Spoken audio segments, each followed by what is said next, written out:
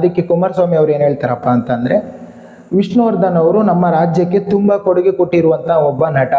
ಭಾಳಷ್ಟು ಅವರಿದ್ದ ದುಡ್ದಿದೆ, ರಾಜ್ಯಕ್ಕೆ ಭಾಳಷ್ಟು ಒಳ್ಳೆಯದಾಗಿದೆ, ಭಾಳಷ್ಟು ಜನಕ್ಕೆ ತಮ್ಮ ಜೀವನವನ್ನು ಚೇಂಜ್ ಮಾಡಿದ್ದಾರೆ. ಸೊ ಹಾಗಾಗಿ ಅವರು ತುಂಬ ಕೊಡುಗೆ ಕೊಟ್ಟಿದ್ದಾರೆ ಕರ್ನಾಟಕಕ್ಕೆ. ಹಾಗಾಗಿ ಇವ್ರನ್ನ ಎಲ್ಲೋ ಒಂದು ಚಿಕ್ಕ ಪುಟ್ಟದಲ್ಲಿ ದಫನ್ ಮಾಡಿಬಿಟ್ಟು ತಗೊಂಡೋಗಿಡೋದು ಸರಿಯಲ್ಲ. ಅಭಿಮಾನಿಗಳಿಗೆ ಇದರಿಂದ ಕೋಪ ಬರುತ್ತೆ ಅಂತ ಹೇಳ್ಬಿಟ್ಟು ಅವ್ರೇನು ಮಾಡಿದ್ರಪ್ಪ ಅಂತಂದರೆ, ವಿಡಿಯೋದಲ್ಲಿ ಅಂತ್ಯ ಸಂಸ್ಕಾರನ ಮಾಡೋದು ಅಂತ ಹೇಳ್ಬಿಟ್ಟು ನಿರ್ಧಾರ ಆಯಿತು. ಅವತ್ತು ಅಂಬರೀಷ್ ಅವರು ಎಲ್ಲ ಮುಂದಾಳತ್ವ ವಹಿಸ್ಕೊಂಡಿದ್ರು, ಎಲ್ಲ ಆಯಿತು.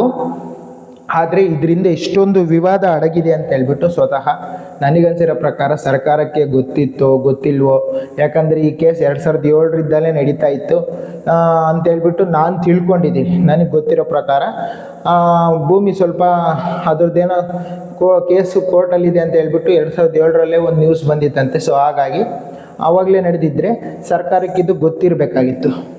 ಸರ್ಕಾರ ತಿಳ್ಕೊಳ್ದೇ ಇರೋದು ತಪ್ಪು. ಸೊ ಗೊತ್ತಿತ್ತೋ ಗೊತ್ತಿಲ್ಲೋ ಗೊತ್ತಿಲ್ಲ, ಆದರೆ ಏನೋ ಆಯಿತು. ಅಂತ್ಯ ಸಂಸ್ಕಾರ ಎಲ್ಲ ಪೂರ್ತಿ ಆಯಿತು, ಅಭಿಮಾನಿಗಳೆಲ್ಲ ಸೇರಿದ್ರು, ಎಲ್ಲ ಅಂತ್ಯ ಸಂಸ್ಕಾರ ಎಲ್ಲ ನಡೀತು. ಮತ್ತು ಅಲ್ಲಿ ಒಂದು ಚಿಕ್ಕದಾಗಿ ಸಮಾಧಿನೂ ಕಟ್ಟಿದ್ರು, ಎಲ್ಲ ಮಾಡಿದರು. ಆದರೆ ಅದು ಆಗಿ ಅಲ್ಲಿ ಒಂದು ಸ್ಮಾರಕ ಮಾಡಬೇಕಪ್ಪ ಅಂತಂದು ವಿಷ್ಣುವರ್ಧನ್ ಅವರ ಫ್ಯಾಮಿಲಿಯವರು ಕೇಳ್ಕೊಂಡಾಗ, ಇಲ್ಲ ಅದು ವಿವಾದದಲ್ಲಿದೆ, ಕೋರ್ಟಲ್ಲಿದೆ ಅಂತ ಹೇಳ್ಬಿಟ್ಟು ಭಾಳಷ್ಟು ಹೋರಾಟ ಮಾಡಿದರು. ಅವರೂ ಹೋರಾಟ ಮಾಡಿದರು, ಅವ್ರು ಹೋರಾಟ ಮಾಡಿಲ್ಲ ಅಂತ ಹೇಳೋಕ್ಕಾಗಲ್ಲ. ಯಾಕಪ್ಪ ಅಂತಂದರೆ ಯಾವುದೇ ಒಬ್ಬ ಫ್ಯಾಮಿಲಿ ಪರ್ಸನ್ಸ್ಗಳಿಗಾಗಿ ನಮಗೆಷ್ಟು ಅಭಿಮಾನಿಗಳಿಗಾಗಿರ್ಬೋದು ಎಲ್ಲರಿಗೂ ಭಾಳಷ್ಟು ನೋವಿತ್ತು. ಸೊ ಹಾಗಾಗಿ ಭಾಳಷ್ಟು ದಿನ ಅವರ ಫ್ಯಾಮಿಲಿಯವರು ಸಹ ಹೋರಾಡಿ ಏನು ಮಾಡೋಕ್ಕಾಗ್ದಿಲ್ದಿದ ಮೇಲೆ ತಗೊಂಡೋಗ್ಬಿಟ್ಟು ಆ ಸ್ಮಾರಕನ ಇತ್ತೀಚೆಗೆ 2023ರಲ್ಲಿ ಮೈಸೂರಲ್ಲಿ ಫುಲ್ಲು ಕಂಪ್ಲೀಟ್ ಆಯಿತು. ಸ್ಥಾಪನೆ ಅವರೇ ಸಪ್ರೇಟ್ ಜಾಗ ತೊಗೊಂಡು ಸ್ಥಾಪನೆ ಮಾಡಿದರು, ಎಲ್ಲ ಆಗಿತ್ತು. ಆದರೆ ಅಭಿಮಾನಿಗಳು ಒಂದು ಎಮೋಷ್ನಲಿ ಅಟ್ಯಾಚ್ ಆಗಿದ್ದರು.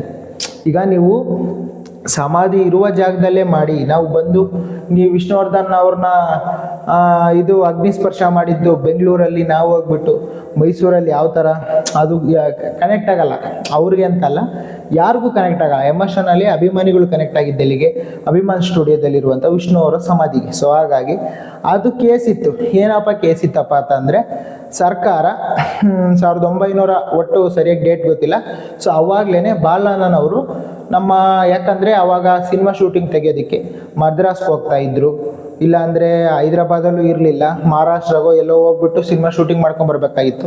ನಮ್ಮಲ್ಲಿ ಸರಿಯಾದಂತಹ ಒಂದು ವ್ಯವಸ್ಥೆ ಇರಲಿಲ್ಲ, ಸೆಟ್ ಹಾಕೊಳ್ಳೋದಕ್ಕಾಗಲಿ ಏನದಕ್ಕೂ ವ್ಯವಸ್ಥೆ ಇರಲಿಲ್ಲ. ಸೊ ಹಾಗಾಗಿ ಸರ್ಕಾರದಲ್ಲಿ ಮನವಿ ಮಾಡಿಕೊಂಡು ಒಂದಿಷ್ಟು ಜಾಗವನ್ನು ಅವರು 99 ವರ್ಷಗಳಿಗೆ, ಅಂದರೆ ಸರ್ಕಾರ ಅಗ್ರಿಮೆಂಟ್ ಮಾಡಿಕೊಟ್ಟಿರುತ್ತೆ 99 ವರ್ಷಗಳಿಗೆ